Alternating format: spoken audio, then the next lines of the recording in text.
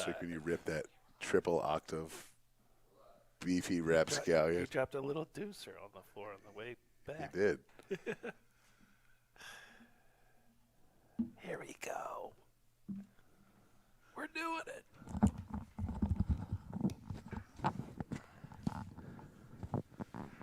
Thank you so much for being with us on a Tuesday night. On behalf of First Amendment Sports, I'm Ken Marangolo. We are still live. And we're black. We got to get take it easy. We're totally black. We are in fact totally black. We're going to go to camera 1 here any moment now. Paging camera 1. Guys, don't freak out. Nobody freak out. Paging. We're not freaking out. Camera 1. Ken. Can pull the your board pants hear up. us at least? Ah, They can hear us. We're live. Oh. I like this shot. This is good. Oh, well, it just got screwed up. What's up, everybody? We made it. We're actually not that late. Or it could be a little bit later. But I'll tell you what, it's exciting times. On behalf of First Amendment Sports, once again, we are doing a Tuesday night show. Okay. All Doing right. a Tuesday night show on the greatest holiday in, I think, outside of a sports season that there is, the NFL Draft. This is, thank God, it's Tuesday. Official Washington football team podcast of Hogs Haven, which, by the way, is down right now. Half the internet's down. I don't know what's going on out there, but I'm glad we're in here because something's happening out there, and the internet is not doing so hot. Hogs Haven's down. We are not. He's Kevin Ricka. I know, similar to our draft class, there's a lot of passion and character in this room, but speed might not be our forte. He's Tim Strachan. I want to say it's a great night. It was a great draft. I can't wait to talk about it. But first and foremost, I want to say to our board and our listeners, may the 4th be with you. Kevin, may the 4th be with you, but not you, sir. No. I might do some Jedi mind tricking on you. You've already done it. You completely tricked the camera somehow. Fight. I'm just saying. Don't make me pull out my Schwartz. All right. First of all, Take it take it easy with your shorts. Take it easy. All fun and games till T pulls out his shorts. We did not have to go there, but that was quick. see it. Go to the gift shop. There's just some awesome mementos of that moment. You can't draft that. Cannot draft that.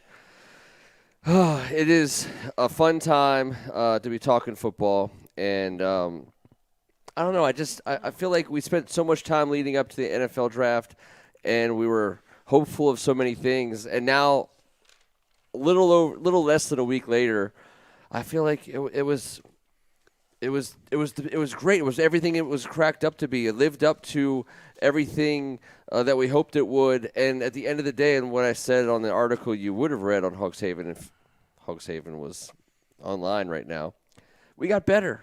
The Washington football team is better today than it was the last time we talked to y'all. And that's pretty much all you can ask for out of NFL draft. Please do us a favor. Subscribe to First Amendment Sports. You get notifications whenever we go live, even when the camera works, even when the camera doesn't. Because it's not about us. It's about The camera. notification. You get poked in the ribs with T. Schwartz. Yeah, you get the T. Schwartz notification. Not That's Ken. what you want. Yeah, I would show's never on. touch. I would Show's never on. touch Ken with my Schwartz. You can select that off if you really, really want to. Fair It's really enough. hard to find. It's impossible to find. It's like canceling a magazine subscription, but it is possible. I want to we're going to talk about the players we drafted, but I want to go maybe start going in reverse order and cover some of these guys at the back part of the draft. And I will start with Kevin. Saturday picks. What stood out to you? What are you most excited by?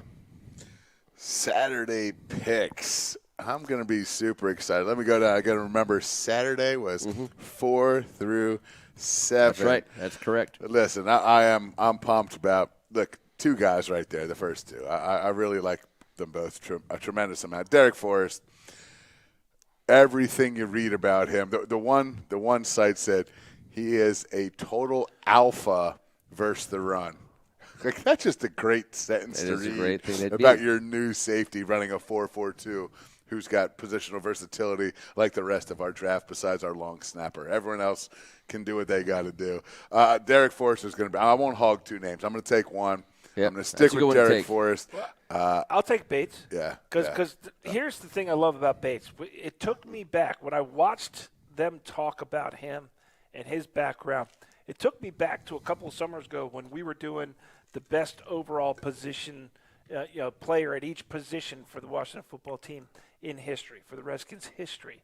And it seemed like every time we came up with the best guy, especially if they were older guys, they were 3-sport, 4-sport high school athletes, right?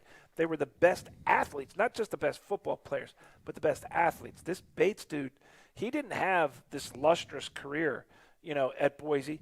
He had a okay, stat type of career, but his athleticism. He was a 3-sport athlete in high school. He was a hurdler.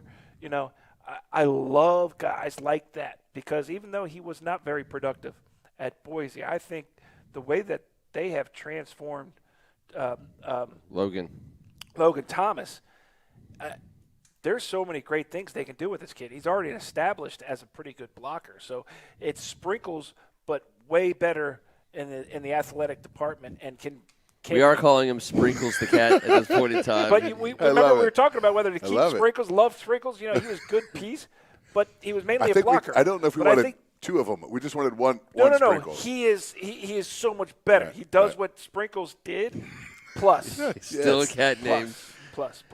T, when the ball is snapped, forget about Sprinkles. Big John tries to knock the shit out of somebody, and that's what I love. Every rep. The reason why we're laughing for the last 30 seconds is because you said Sprinkles about 5 times. He just one sprinkle. Just one. Like, not the whole thing. Not a bunch of sprinkles. But you're like, Sprinkle! No, the former tight end we had that we got rid of. Am I missing something? Yes. His name is Jeremy Sprinkle. Oh, I'm sorry. That's all. But Sprinkles is a great cat joke. name. Christ. We're trying to help you here, dude. Sprinkles the cat is a funny thing.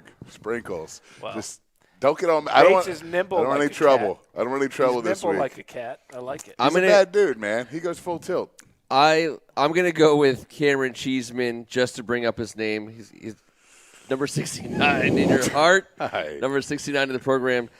He's sold a lot of jerseys already. Here's what is intriguing to me about this pick. There's so many good things about Cheeseman. Like the hidden cost in today's NFL and the special teams unit. Like you get someone you like, you get a unit you like, punter, holder, place kicker, long snapper. These guys, they're obviously very good at what they do. And you think that you can hold on to them forever, and in many cases you have them for a long time. But like their contracts like sneak up in value, and all of a sudden you're paying a punter $3 or $4 million. You're paying a long snapper $3 or $4 million. You're paying a place kicker $3 or $4 million. In some cases, you have to, and you should. And I was always, I thought Sundberg was a good player. We didn't hear his name called out a lot. That's what you want in a long snapper. But he was one of those guys whose charity was called out, not him. Exactly. Yeah, and he was got down the field. He was big. He was strong, and he was good at his job. But he stayed around long enough for his salary to get to that level where you're like, if I can find somebody who can do this at a 6th-round salary for a couple years, that's what gives you the ability to start making these fringe margin area pickups on a team that needs talent. I don't know that that's why Sundberg is no longer here or that Cam Cheeseman is. Business casualty. What's that? Business casualty. I understand. He also had an off-season surgery. Of course. People were concerned about him being able to get back for his, 12th year? Yeah. So, I get it. But what I don't get is Cameron Cheeseman. Just as soon as we drafted him, I was like, God damn it! Like this is just, number 69. The Cam Cheeseman, number 69, the dentist, and then that's what he is. Yep. But how about this? One thing that concerns me: he got cut by Harbaugh before this season. Harbaugh took his scholarship away before the COVID season started, and I appreciate what he did. He was like, "You're taking my He got scholarship sunburned during a pandemic. Harbaugh. Yes. So how about you can take that other scholarship and shove it directly up your butt? You don't have a long snapper anymore." And he didn't play, and I respect that. The guy can go be a dentist at any time. 93rd percent of his class. He's one of the 9 out of 10 dentists. I cannot believe I'm having this conversation. I just caught myself. I could hear what I was saying there, and I didn't like it at all. He can be one of the. I mean, he can tell us what he got cut by his college team before we drafted him. His name's Cam Cheeseman, and he got sunburned. And he's number 16. Why do I feel like he's going to be taped upside down to the goalpoast for the first time in a decade? Like this. Cheeseman. I know we're past those days, but I think Cam Cheeseman is going to do it to himself. Or is he? Do you pronounce it like a superhero, like Cheese Man? I don't know. Dun, dun. Rabbi Cheeseman? Who knows? His first name translates to shrimp, so he's really Shrimp. I saw that, and it freaked me out. I did see that as well. He said, basically, my name is Shrimp Cheese Man. And I said, basically, I never want to talk to you ever again, is what I was thinking. I hope another long snapper beats him out. He was the second long snapper drafted, by the way. Like that's the worst. You're not even the first man. You're the cheese man. We moved up to get him. What? Yeah. We moved up to get him. We did. Well, sometimes you have to, go cut up the cheese. And get That's cheese. what Harbaugh did. Yeah, Harbaugh cut the cheese. We squeezed the cheese. Yeah. In the 6th round. 6th round cheese. Yeah. All right. So we covered some of these back guys. There's still some more names. I think Shaka Tony. One thing I want to say is Micah Parsons. Very vocally said he's the steal of the draft. Now, Micah Parsons said Shaka Tony's the steal of the draft. Former teammate. Obviously Shaka did great things there, but I think I love the other thing about Shaka is that he fits this mold of what Ron Rivera and his guys were trying to do is get the high, not just good football players, high character, high quality people. And Shaka's another one of those guys, the captain of the football team. He might be a little bit undersized, but hell of a football player, hell of a person. First team Big Ten, man. 20 sacks. Yep. That's anyone that comes from Penn State with 20 sacks has a chance to help our football team. And if we got him in the 7th round, he might be. Now, I know Micah and him are big homies, but he might not be that far off. We'll see. That's right. And we're in the era, especially where our team is in terms of rebuilding. Most of these guys are going to probably make the team for no better reason than we have to have young players who have upside that aren't making a lot of money. That we're still in this mode where we're trying to see what we have. Rivera made moves during the draft to get extra picks, to bring in extra bodies, and so we're going to probably see these guys play at some point. I think, depending on how our season goes. I mean, we could talk about King. We could talk about Dax Milne. I'll just say depth. I just say like those guys, they'll have a chance to fight each other and fight other guys in August. Those two are going to square off? You yeah, know I'd like this to for see a that, fact? actually. I would like to see that. No, that's terrible for Dax 2 men Milne. enter, 1 man leaves. Right. Yes, the Rivera and Del Rio Sheesh. way. Good. I think rounding out that Saturday experience for Martin Mayhew, Marty Herney, and Ron Rivera, it was kind of all about adding depth. Trust me, I've spent a lifetime trying to convince anybody who will listen why a guy we drafted at the end of the 6th round was going to be the second coming of something or other. I know I've graduated from that. I do think these guys are going to make the team. They'll have an opportunity. They could be somebody. They could not be somebody. But really what they are they're warm bodies who have an opportunity to earn a spot. If we've learned anything about Ron Rivera, he don't care. They love that, kid. Yeah. They love being called that. It's Ron awesome. Rivera doesn't care where you were drafted. He doesn't Sure. care how much you're being paid. If you're going to have an opportunity to fight, and if you come in and do that, you're going to make his team. And if you make Ron Rivera's team, that's good enough for me. I'm sure it's good enough for all of us. But really, the strength of our ability to compete in 2021 happened on, I think anyways, happened on Thursday and Friday. And, let's flip the script and go back to the top of the draft where when we spent time last Tuesday talking about who we thought we were going to get, the draft fell kind of how we thought it would. Yeah, Trey Lance went higher than we thought. He didn't stick around. Micah Parsons lasted. Shanahan's are liars. Shanahan's filthy, are liars. dirty liars. All They do played is that. lie. That was kind of. I know. It was that cool. was a good. They I did like a good what job. they did. Yeah, I like it, man. and that was the best. You're not supposed to tell the truth in this. No, And I love that spot for Trey Lance. I think he, a big, strong, burly quarterback in that system. He's going to do well. I didn't want to accept that we didn't have a chance at him until the bitter end. Until I read it on the board, and I still was a little bummed out. I know, I get it. We had no chance, but still, no chance, Lance. He's going to be good, man. I think so too. I think we all agree on that. But what we needed, we needed a all-time great franchise quarterback, yes. But what we really needed was a Ron Rivera, Jack Del Rio, molded linebacker stud. We didn't really have a right to think Micah Parsons was going to fall all the way to us. There was a time when Zaven Collins was a optimistic thought, but Jamin Davis, man, he was somebody who in the last 3 or 4 weeks we watched him come on. He had a great pro day. His tape demonstrated what he is good at and how he would fit in certain places like our team. He's big, he's strong, he's fast, he can cover, he's mean at the line of scrimmage. And he was picked by a linebacker who played for the 85 Bears, who has decided that the face of our team is our defense. We're led by our defense, and he's going to be right in the middle of it for hopefully a long time. I mean, Jamin Davis, welcome to the team. And once again, I find myself with you guys ready to spend a whole summer envisioning watching defensive football the way we did last year when we were excited about Chase Young. The level of professionalism as a teacher is what was revealed to me by this pick.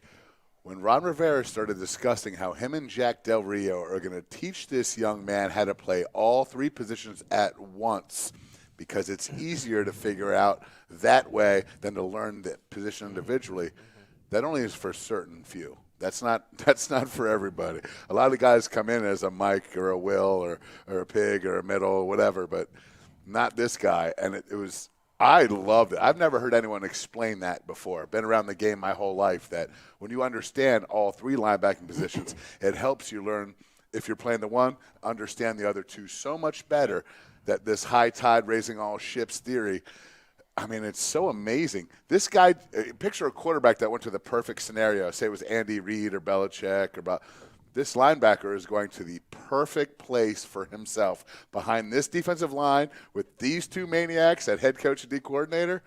Jamin Davis, it's such a smart pick at so many levels, and I love it. Well, you kept using the word smart. I think that was the first word or the first, characteristic out of Ron Rivera's mouth when he was discussing him. Is he talked about how smart the kid is, and he's got physical tools like you do.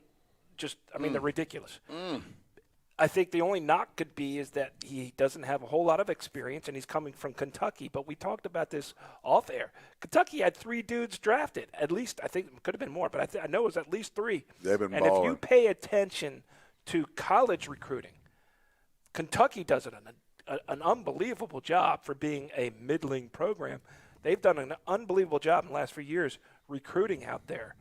Sometimes I kind of wonder how they're getting some of these kids. So it's good football out there. They may not be the household name, Alabama's, Ohio State's, but this kid can play football, and I trust Ron Rivera and his staff for doing what they did. They got the guy they wanted, and I think we all have to acknowledge we should be okay with that. Oh, hell yeah, and I think we do right here, and also acknowledge the fact that this young man showed up at Kentucky about 190 pounds soaking wet and worked his ass off in a program that facilitated him getting to this point. Yeah. So got to give Kentucky a ton of credit because that wasn't a 5-star talent that it looks like he should have been right now. They brought a 3-star skinny kid in that place and watched him flourish and come out of nowhere in the last 2 years. But I do love what Ron Rivera said when he said to the media, this guy didn't shoot at the draft boards. That doesn't mean a damn thing just because you guys didn't know. We knew exactly who this guy was, and this is who we wanted. I like his little, when he checks the media. He does it so courteously and professionally, but he kind of is like, stop that narrative. Yeah, that's your narrative. I'm picking, not you. Right. I've been looking at this kid for what seems like 6 years, the amount of tape he's probably watched. He's got every play memorized. He doesn't want to hear that shit. Well, the the investment in our defense just remains just amazing to me. We've been doing it now for a while. Up front, along the defensive line, with Payne and Allen, Sweat and Young, and now Davis. I mean, putting Davis behind basically one of the better defensive lines in all of football, and doubling down. When we talked 5 or 6 years ago about how we were going to get better, how we were going to be more competitive, how are we going to get back from being the laughingstock of the NFC or the league in some of those years where we kind of got to.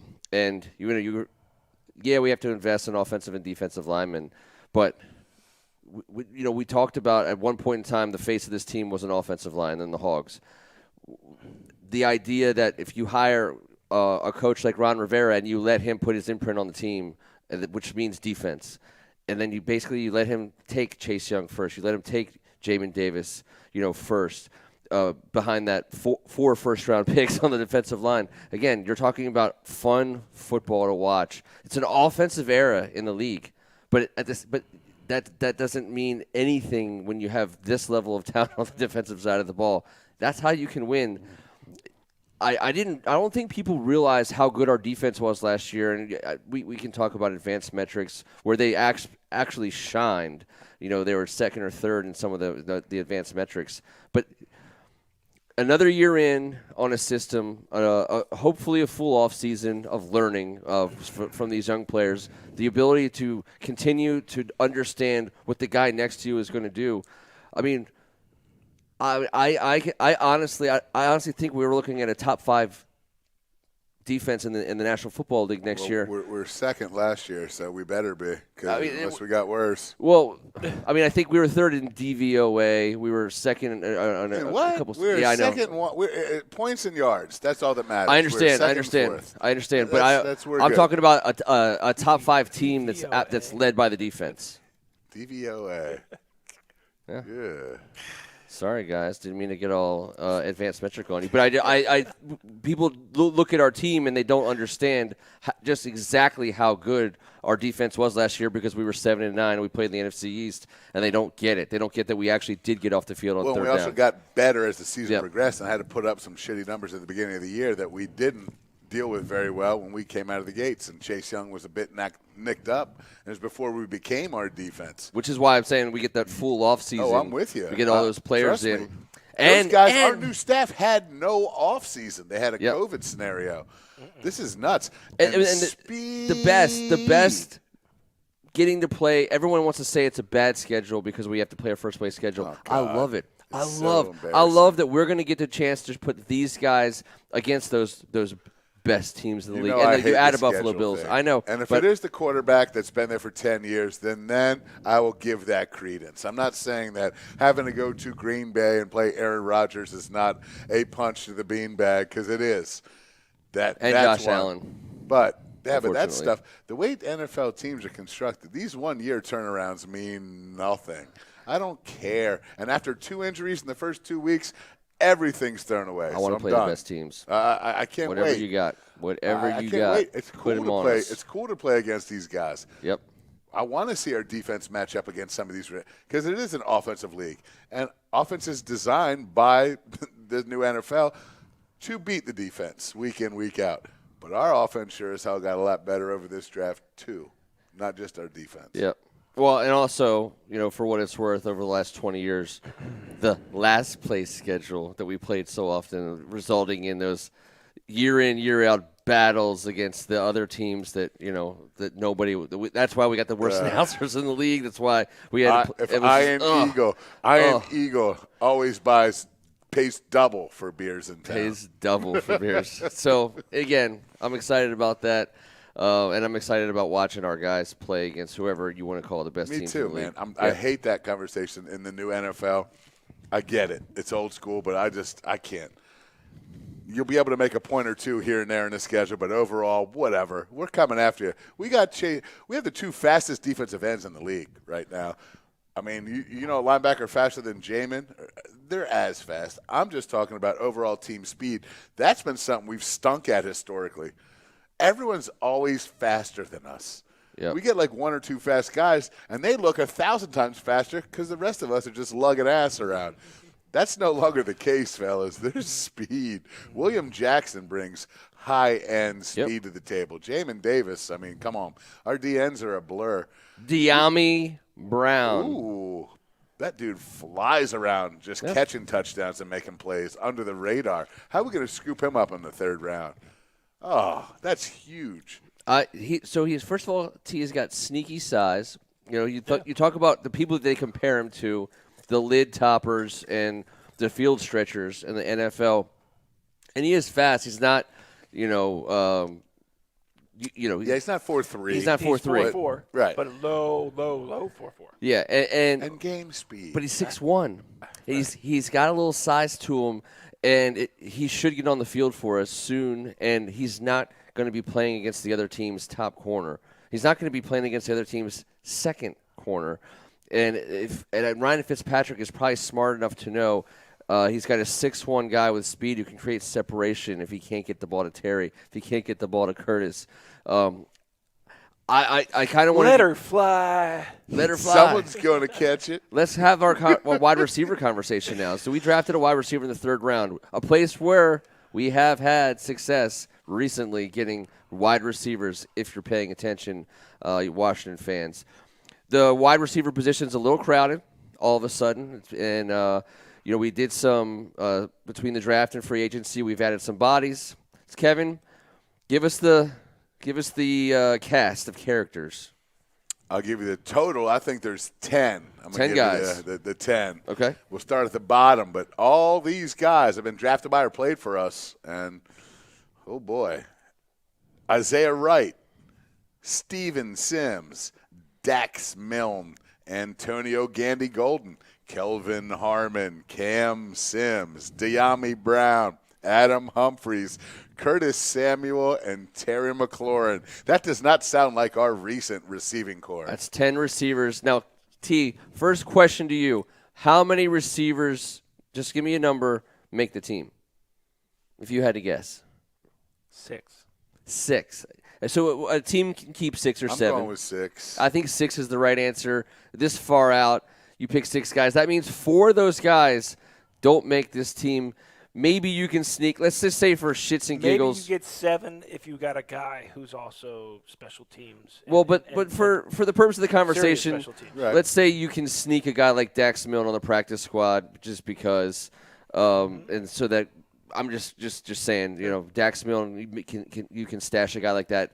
That leaves 9 players, 3 of which aren't going to make this team on this show tonight. That means the 3 of us each get to cut a guy. Kevin, you get to go first. My first cut is going to be Antonio Gandy Golden. Mm-hmm. He just didn't show me much last year. He's a little banged up, but he's all long and linear. And you know what? He was the guy that we tried to take a shot on last year. I'm cutting Golden. Can I cut someone, or do you want to cut somebody next? I was going to cut Wright. Go ahead. You can cut him. That hurts me, but I get it. We got to make hard decisions. You got to make hard decisions. I just don't think he's had flashes. Yeah. As other guys have. I don't think he's had as many. Now, his only thing is he can be a special teams guy as well. And that's kind of what got him on the field last year. That's huge for him. I just don't think he fits in that room right now. Okay. So Isaiah Wright. We can always take one of these cut guys and come back and see of course, keep of course. him as a special teamer. We're just talking receiver right now. So we got Isaiah Wright and Antonio Gandy Golden. T cut Wright. And I'm going to cut Steven Sims. Now, I'm keeping Cam Sims and Kelvin Harmon over Steven Sims. Guy. Yeah, but I think we have other guys who do what we're going to be wanting Steven Sims to do. Like Curtis Samuels. And Adam Humphries. And maybe some It's going to be tough out there Brown. with Stephen A. Sims. I don't hate Steven Sims, but at the end of the day, if it was up to me, and we got to that point and to make a hard decision, and you know what? I'm also making that decision in favor of getting a guy on the field like Brown. If that gets Brown on the field more, I'm doing it. old Redskins, we'd had Steven Sims for 10 years. Oh, yeah. I mean, we just would have. Yeah. And he, even if he didn't get any better, and that's not to say he can't. He didn't have a great year. He had some drops last year. He got in the doghouse with the fans, I think, and with the staff. It's nothing to do with that to me. They're just other dudes out here. Like, I'm a Kelvin Harmon guy. Cam Sims has proven I love that Cam he can Sims. help on specials and make a catch in traffic. I love him. He can do a lot. Cam Sims makes this team in my book. I agree. I almost put a star next to him before we didn't. So, but if that's our Cam Sims, Calvin Harmon, De'Ami Brown, Adam Humphries, Curtis Samuel, and Terry McLaurin is night and day better than we've had since the days of Deshaun Jackson and Pierre Garçon. And I'll even say, based on the salary cap space that we have and based on the hard decisions that other teams are going to have to make in the next 2 or 3 months, I don't doubt, and I would be willing to bet that they would bring somebody in potentially to compete with a guy like Kelvin Harmon, who hasn't, who needs an opportunity. I agree. He needs to practice. He needs to prove it, and we probably all would love to see that happen and think that he has a spot on this team and he has a future. But there's going to be people on the street that are probably going to be around that same level that a guy like Ron Rivera might say, hey, I might want to roll with this guy instead. Yeah, but you know what? Got to give Kelvin that shot that he hasn't gotten. He was a dog at NC State. He was a dog. He was a physical specimen. He dominated the man in front of him week in, week out. I want to see him get that opportunity. Who's going to return kicks if we cut Sims and Wright? That's a problem. Yeah. I'm not even saying they were great at it. They were. I thought Sims was pretty good. I thought Sims was pretty good. Wright didn't have that top-level speed. He was just another guy back there for me. We've always just had another guy that wasn't going to fumble. Didn't he drop one? Everyone dropped one for us, unfortunately. Steven Sims definitely put a few on the turf. Danny Johnson was starting to come on as somebody they could throw back there. I know it's just another warm body. I understand, but he also can play. He can also play corner for us. And can any of our DBs? Well, Danny, but like not Will Fuller. I don't think William Jackson. Did Moreland ever return? No. You'd hate to put Curtis out there because you're paying him a lot of money and you want him to be a wide receiver, but maybe you send him out to be sure hands on a fair catch situation. He has returned. Well, if Curtis is going out there, he's going out there in a Darryl Green type scenario. Okay. Every now and then. For the time that we need it, right? Yep. I mean, I don't know. I'd love to see Ryan Fitzpatrick field a punt here and there. Just let him do it. Joe Theismann style. Why not? Well, I can tell you why not, but that would just be fun to me. I'm injured. my insides hurt. Ryan Fitzmagic, who I really enjoy, he's going to be asked to do a lot this year. Mm-hmm. Mostly wear Hawaiian shirts and do crazy shit during post-game pressers would be my guess. Pre-game, too. We have another big selection that we haven't really talked at all about tonight. I saw an awesome video of him today catching a touchdown pass at the University of Texas. Not that we should ever, ever, ever, ever want or need or try to do that. But Samuel Cosme, he is prototypical in terms of your left tackle size and strength and ability. It seems like we have a couple guys like that all of a sudden who are prototypical left tackle guys. I don't know how much longer Morgan Moses is going to be able to play for us. I hope he stays healthy and plays right tackle for us some more, as long as he can. And then we see who the best left tackle is on our roster, all summer long. But I do know one thing. If we're as high as it's – are we high on Sadiq? I feel like we're high on Sadiq. I am. Yeah. I am. I loved him in the SEC. He was a man amongst boys in a man's league. Yep. I think Sadiq can play, and I think Cosme is a player. Those are two big boys. If they're starting on our offensive line, I think we're a whole lot better off than we could hope to be when we watch some of the iterations of this offensive line over the last 3 or 4 years. And Cornelius Lucas can play both sides. Yep. He can swing tackle behind as a backup. So, the addition of Eric Flowers also gives you positional versatility. Was going to be said 800 million times. Ron Rivera, I loved how he explained it. He said, "This has been a defensive theory of mine since I was the coordinator at San Diego under Norv Turner before I got the head job at Carolina. Having as many guys as you can, being able to play as many spots week in, week out in this league is his philosophy. It's not done for, depth purposes.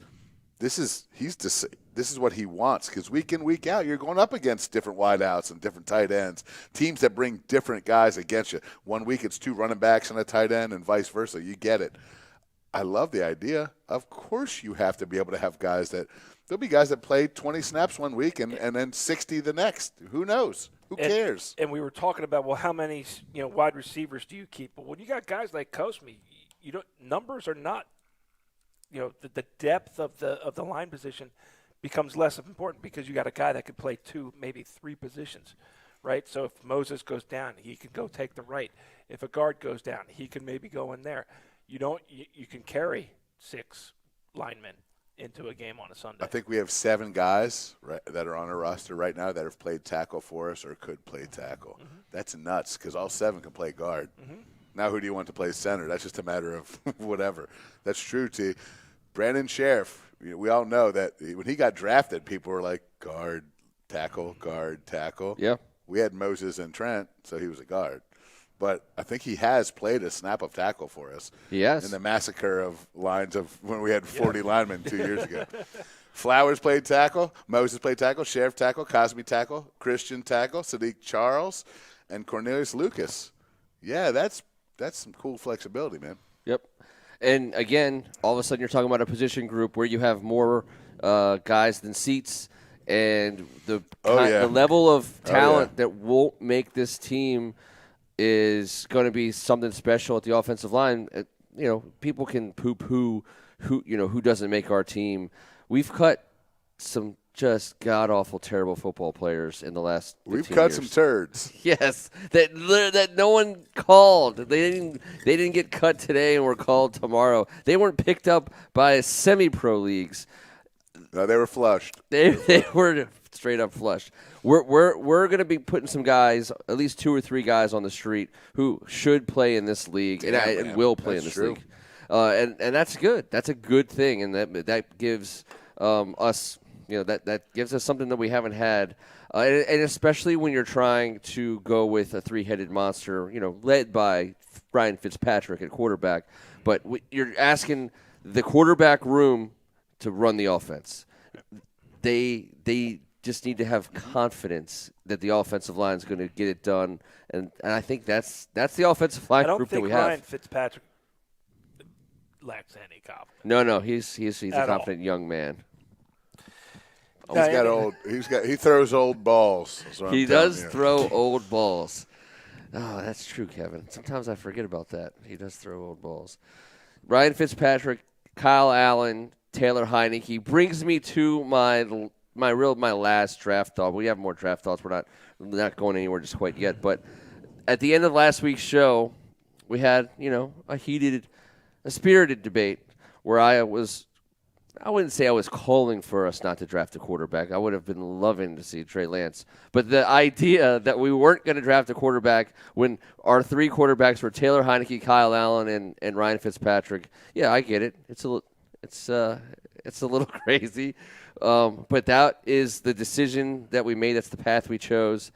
And once again, building a football team that hopefully either a quarterback materializes on or that a quarterback wants to come play on, next year. And I hope we're not picking that quarterback when the lights go on at 1:59 in the morning and you can't go home alone. Oh, man. But I think that also might happen. You have to go home, but you can't stay here. That's right. I'm not saying that won't happen, and it won't make this whole thing seem foolish and retro. But at the same time, I'm pretty excited that the football team was QB free in this draft. I mean, it's hard to argue that there's projects necessarily that we picked just because most of them are going to make it. They're going to get a chance to play in preseason and earn a spot. But Kevin,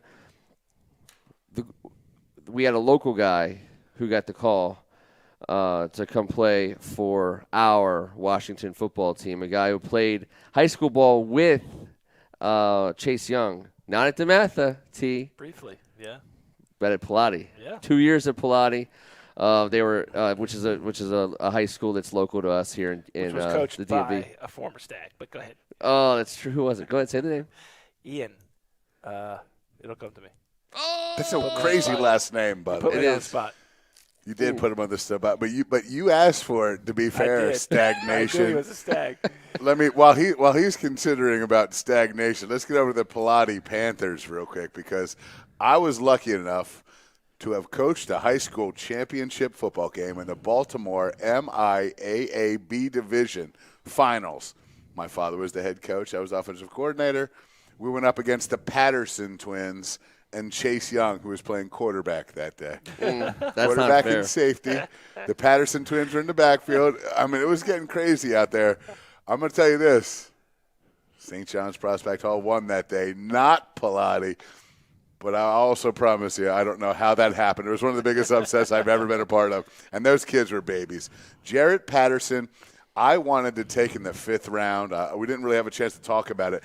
This is a guy that fits the mold of this offense. This kid is a beast. He's the truth. He is the hardest working maniac. I do believe he has a chance to make this football team. I absolutely believe it. He's the only undrafted free agent that we brought in. Only one. The only one. And he was giving Chase Young a bit of the business this week, huh? Chase Young vouched for him. He said Chase Young was such an Eagles fan, he was saying, "Fly, Eagles, fly" at practice. Oh. Jarrett Patterson's got the burgundy and gold room painted. He's the true diehard, and he was calling him out, but also saying, I also appreciate the word you put in for the guys down there, for old Jarrett to come in and take a locker in that place. What a cool story, man. Yep. What a great kid. And this kid can play some ball. Over 400 yards rushing and 8 touchdowns, I believe, in one game. Ed Bundy. His numbers are drastic. Polk High, East Polk High, 4 touchdowns in one game. No, he's 5'7". He's 4'5" on the speed, so he doesn't blow you away necessarily with those measurables. But he gets lost in the backfield, and when he hits the hole, he hits it with purpose. And he makes guys miss. He makes guys miss, and he doesn't go down easy. And Ken, he is that size. And Darren Sproles, a lot of people like to say Darren Sproles, and we know Darren Sproles is pretty decent between tackles. Jarrett Patterson is way more comfortable between the tackles. Might not have as much juice as a Darren Sproles, but this is not just a third down back. Don't pigeonhole him. This kid has, for eternity, run between the tackles. He's done that more than he's done anything else his whole entire life. And he's damn good at it. What a cool idea for a change of pace. And he catches the hell out of the ball.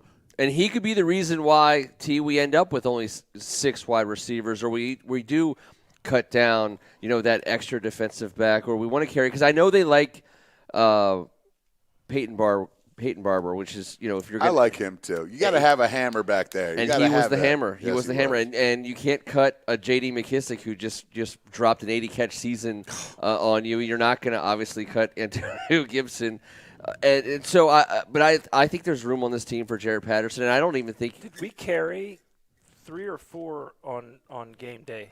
Yeah, you can carry. You probably would. You're going to dress 3. You're at least going to dress 3. This staff has kept it at 3. Okay, I believe for the most part last year. I rarely saw a 4th. It was Bryce Love always as the off season at the end. Blah blah blah. Then all of a sudden we'd have 3 on game day. We don't really have another toy. I mean, it's McKissick, Gibson, Peyton, and who's next? I think it's Patterson, and I think you'd like to think you could get him on your practice squad out of the gate. I'm not certain. The hard part about running backs on your practice squad is that we have Lamar Miller up there. That's all. Yeah, Lamar Miller, he's gone. If it's between him and Patterson, because you got to pay, Lamar. He's a veteran. I know. Well. But the shelf life of running backs in the league is so short. It's one of the shortest position. I think it's like 2.4 years. On average. If a team believes he can do it, you're not going to be able to stash him. You can't hide a running back that teams want to put in the backfield. That said, he was an undrafted free agent for a reason. if you can get your season started with him in the fold and not have to suit him up in week 1 or 2, one thing is that running backs get hurt. You're going to have to put a helmet and pads on a guy who did not begin the season with you at running back. And I'd love to see a young man from Glendale, Maryland, growing up with burgundy and gold painted walls, get a chance to carry the ball at FedEx one time. And I think he has the ability to be here for a couple of years. I think so, too. I think that. I think so, too. I wanted to see if I wrote down a note or two, and that was it. That was the last one. Do you guys have anything other draft thoughts before we move on? Let's go. Yes. What do you got? Our 3rd-round pick, Mr. Versatility. Yeah, of course. The lumberjack. He excites me. I'm not sure if he's great at corner, strong, free, nickel or dime, but he's good enough to play all 5. I didn't want to skip over him. I was reading a ton of stuff about him on the board, and in my mind, I just assumed we had talked about him. St. Just. Benjamin, the Canadian, St. Just, the #1 player in Canada. Do you see him doing all his craziness and all his off-season workout stuff? He's just so Canadian. Someone on the board called him Tom Wilson without skates. Yeah, he's a bad man. He's a nut. He's the lumberjack. What do you think? How do you think a lumberjack carries about on a typical day? You lumberjack the shit out of stuff all day. I don't think you hustle home for like a green tea. No. I think you're gonna have a few with the boys and maybe bare knuckle up a little bit behind a log cabin. Fight a bear. I don't know. You chug a bunch of maple syrup and kick the shit out of each other. Next time I see a lumberjack, I'll ask him. Oh, really? Yeah. All right. Well, why don't you ask this one? What do you do after you? Because after you lumberjack. But first of all, no one's jacking any lumber. Take it easy, T. Just you get back to your Schwartz, okay? We don't be jacking any lumber on the air tonight, for God's sake. Please. Unbelievable. You guys totally lost me. Unbelievable. Lumberjack and defensive back don't go together. I don't care. I think he's a lumberjack, and I don't care about you thinking you can say what you had to say after that. You old log roller, you. Dude, you're just killing it tonight. Unbelievable. This whole show is going to be censored in Canada, at least in Canada. The one place where we actually want to gain some ground. Canadian There's no way the show's This getting is on in ironic. Canada. For goodness sake. You besmirch the good name of lumberjacks. Don't you think? North of the border. I think what I'm interested in, I'm like I see that from the video game perspective sometimes, and I know that's not necessarily always the smartest thing to do from a real X's and O's thing, but his length. He didn't come up with a ton of interceptions, but he got his hand on the ball so much. His passes defense numbers were through the roof. I always remember the one thing Fred Smoot told us when we were asking him all this stuff about NFL backs, and he played in the league for a long time. Him. Smoot would say when he was like, when I walk up to another defensive back, or when we walk up to each other, he goes, we always look at how long the other guy's arms are. That's how we grade each other. That's how we understand how good that person can or can't be at this job, at this level. And I was like, that's crazy to me. And yet it makes perfect sense when you talk about the Josh Normans, the Richard Shermans, the guys who can, who are long, the wingspan, the ability to the disruption radius. St. Just has it. I don't know how they're going to use him, where he's going to be, but wherever he is, at whatever level of the defense, this is what I wanted to ask you guys. You could really intelligently place him to guard a whole area of north, south, east, and west. I mean, you almost. I know he can play outside. I know he can lock down a corner, but you put him in. Would you want to put him in the slot? Yeah, but when you get a Tom Brady on the ball and he's got a big personnel in there, and then they spread Gronk out wide, and that other tight end that caught 1 million passes and Gronk didn't until the Super Bowl, and they go from a personnel set where they can run it right up your ass, or they can spread you wide and go matchup. This is what you need in this NFL, and he doesn't just have 2 spots he can cover. This guy's got the ability to compete at 3 or 4, and I think that's where the positional versatility comes into play. When you can't sub because Tom Brady's getting you on the ball and they like their personnel versus yours. Well, that's a guy that can go do multiple things. So you're not stuck sitting there with your your thumb somewhere. You have Jacking the your lumber. lumberjack. You have the lumberjack not splintering his hand on the wood, just playing ball out there wherever you need him. And I like that versatility. And also in Diamond Nickel, he's a guy that easily tackles draw in space. Yep. And that's a big deal in this league. His physicality is impressive. You can't be drafted to play defense by Ron Rivera if he doesn't think you're going to be willing to put your nose in and make tackles. He can. Wait a second. AGH. He said, "Hold up, Ken." Well, that's how it read. I said, "Hold up, Ken. Hold up, Ken." I know. I understand. Just talking about length. My grandmama gave me that chain. I love the board. How about a good opportunity to say hey tonight? AGH, Eric Anderson, James Rainey, Greg Martin, Rob H., Kevin Gahagan, Rhett Donnelly, all you guys out there hanging out with us tonight. Appreciate all of you. What tremendous individuals, every single one of you. Like legit sitting here, the love of the team, listening to our dumbasses. I appreciate that, man. We salute you. We hope you are enjoying what was an absolute awesome job by WFT in the NFL draft. We're going to be easy grade. We're easy graders, traditionally in the days after a draft. I understand people are going to give us that hard time. I have a hard time looking at this draft and seeing how a reasonable observer couldn't look and say, well, Sam Cosmi, they needed that. Jamin Davis, they needed that. All needs. Diaby Brown, they needed that. I mean, these are all the needs we talked about, almost in the order that we talked about. We did nothing crazy, stupid, head-scratching, and some made point that we didn't get a QB, but we put all those eggs in the next year's basket, and they filled every need that they needed to. And I have a hard time finding anybody saying that the Washington football team didn't have anything less than an excellent draft. Yeah, well, the nationwide media, we always know we chuckle at them. They don't know what we need. They don't know what we want. They usually want to poo-poo on us. How many different people did the nationwide media have us selecting at 19? I mean, I'm guessing double-digit people made their way. And every day I would just chuckle. Like, come on, man. Like, I'm not saying I knew who we were going to be, but there was 3 guys or 4 I had a pretty good idea of. Jamin Davis was certainly one of them. Not a doubt. We talked about that. You actually, on the final call, congratulations, you made the call, Jamin Davis, the morning of. That was cool. Keegan reached out and said, boom, boom. I had him in my wheelhouse, but I couldn't release that quarterback.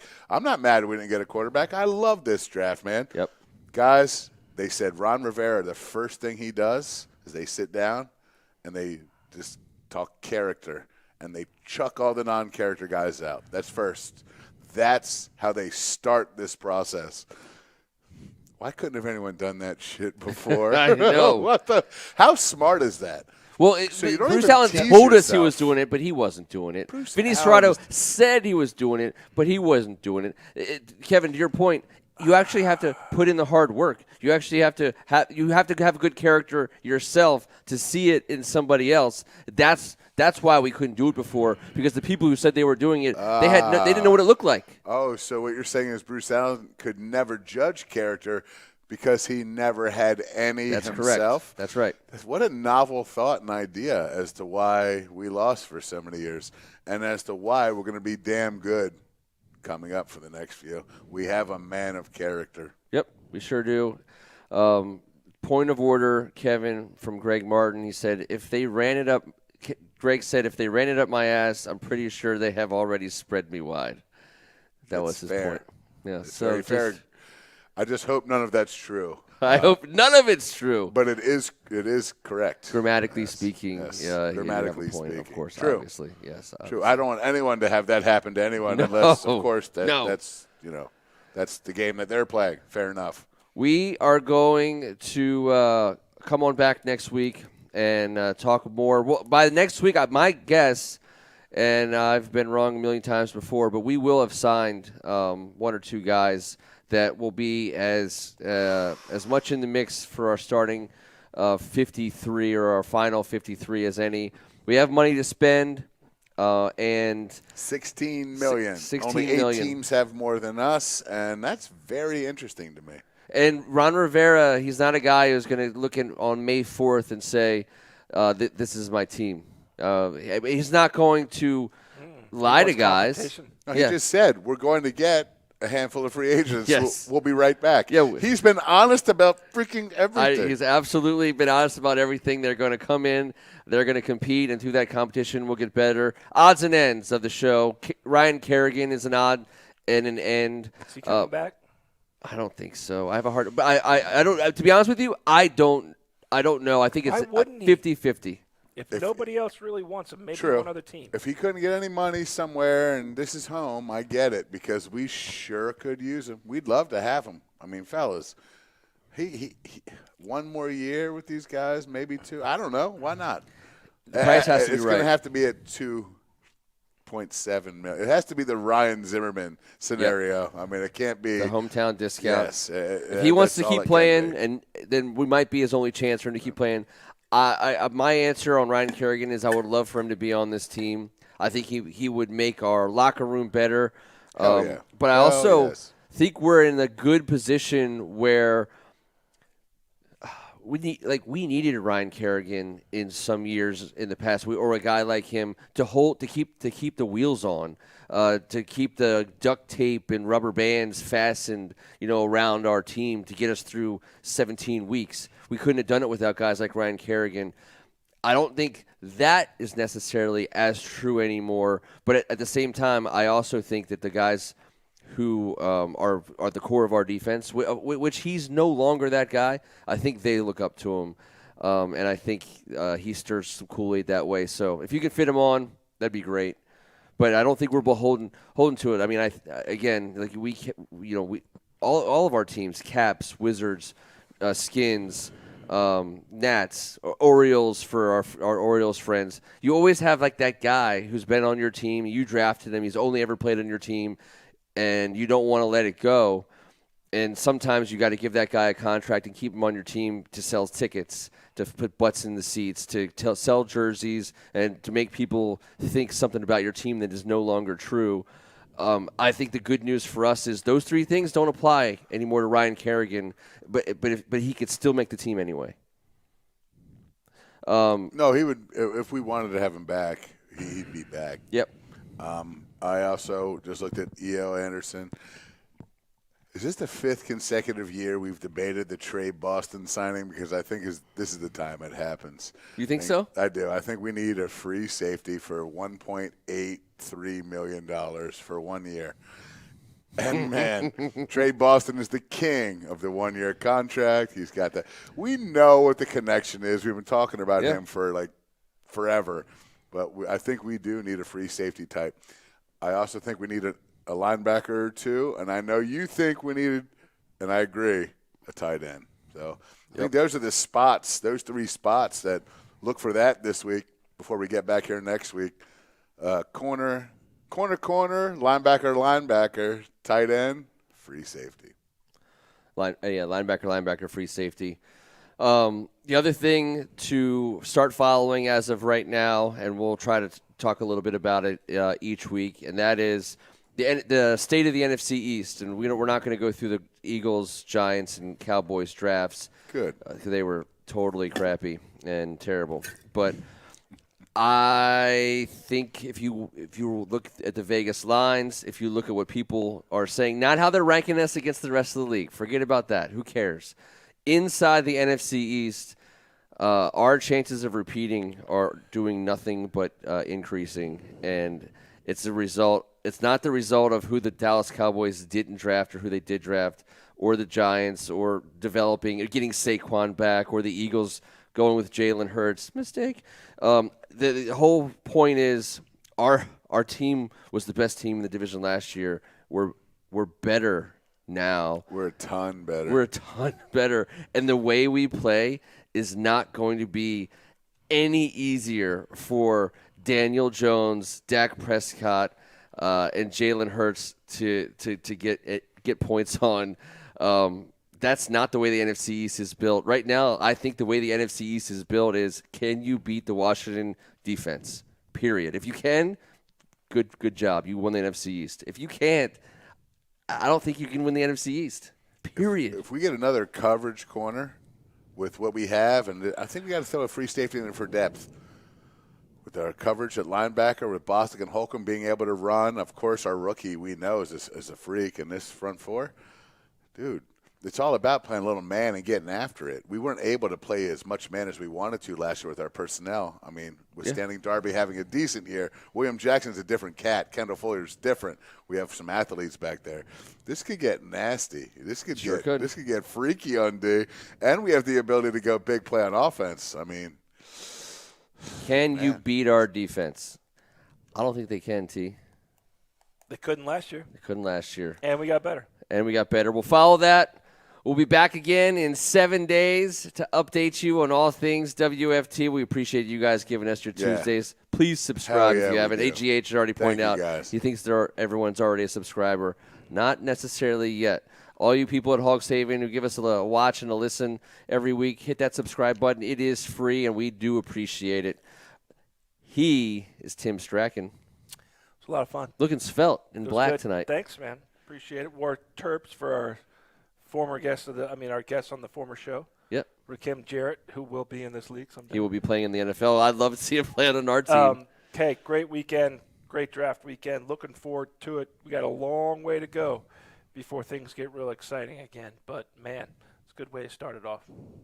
He's Kevin Ricca. I just want to say thank you to Ron, Martin, and Marty. This board, this team, this area that we all love so much, that these guys come hang out with us on Tuesday. I love it so much, man. It's so cool. We've been doing this kind of a long time now. Yeah. And, hey, you guys make it a ton of fun. Ron Rivera is about to make this stuff a ton of fun for us. I'm thrilled with all the stuff we're doing. It just makes a man feel good when your team does the right thing for the first time in many, many years after we've all witnessed maybe something different happening before.